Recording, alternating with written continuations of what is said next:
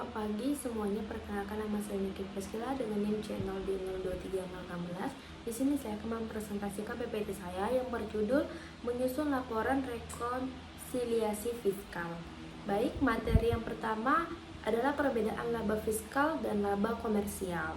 Laba komersial adalah laba atau rugi bersih perusahaan selama satu periode yang dihitung berdasarkan standar akuntansi keuangan atau SAK. Laba ini mencakup semua pendapatan dan biaya baik yang termasuk objek pajak maupun tidak, serta biaya yang boleh dan tidak boleh dikurangkan dari penghasilan kena pajak. Laba komersial menunjukkan keuntungan atau kerugian bisnis secara akuntansi. Selanjutnya yaitu laba fiskal. Adalah laba atau rugi perusahaan yang dihitung berdasarkan aturan perpajakan dan menjadi dasar perhitungan pajak penghasilan atau PPh. Laba fiskal diperoleh dengan melakukan koreksi fiskal terhadap laba komersial, yakni penyesuaian atas perbedaan pengakuan pendapatan dan biaya menurut SAK dengan ketentuan perpajakan. Laba fiskal juga dikenal sebagai penghasilan kena pajak atau rugi pajak.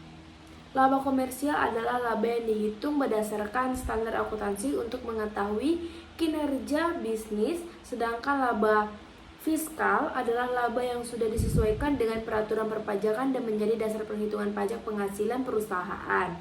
Koreksi fiskal menjadi penghubungan antara kedua untuk menyelaraskan perbedaan pengakuan pendapatan dan biaya.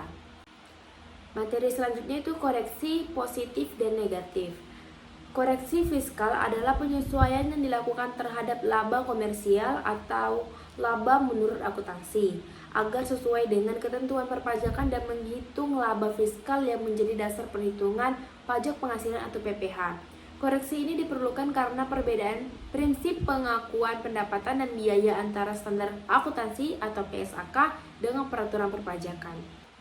Selanjutnya, koreksi fiskal dibagi menjadi dua jenis utama, yaitu pertama, koreksi fiskal positif.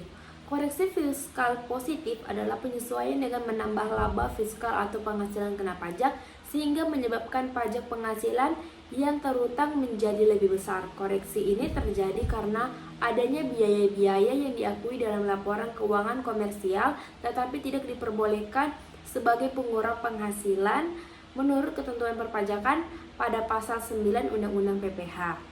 Yang kedua, koreksi fiskal negatif. Koreksi fiskal negatif adalah penyesuaian yang mengurangi laba fiskal atau penghasilan kena pajak sehingga pajak penghasilan yang terutang menjadi lebih kecil. Koreksi ini terjadi karena pendapatan yang menurut akuntansi komersial lebih tinggi daripada yang diakui menurut perpajakan, atau biaya fiskal yang lebih besar daripada biaya komersial.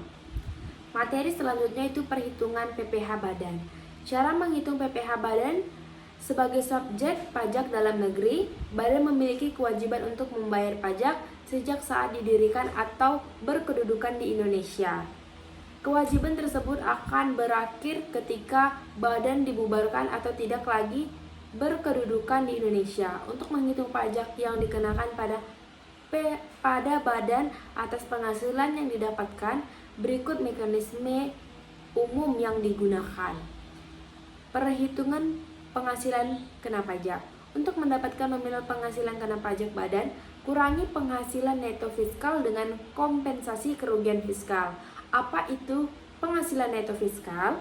Penghasilan neto fiskal adalah penghasilan neto yang diterima oleh wajib pajak dalam negeri baik dari kegiatan usaha maupun bukan, setelah melewati penyesuaian fiskal yang berdasarkan ketentuan perpajakan.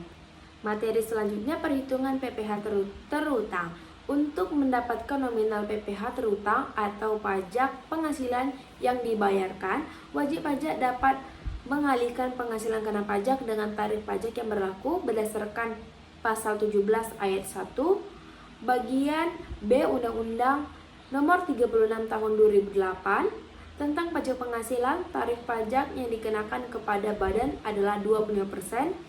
Besar tarif ini dimulai berlaku pada tahun 2010. Ketentuan lain mengenai PPh badan, selain mekanisme perhitungan penghasilan kena pajak dan perhitungan PPh terutang, ada pula hal lain yang perlu dipahami sebelum PPh Badan. Salah satunya mengetahui maksud peredaran bruto dan kepentingannya dalam perhitungan PPh Badan peredaran. Peredaran bruto adalah seluruh penghasilan yang diterima baik orang pribadi maupun badan.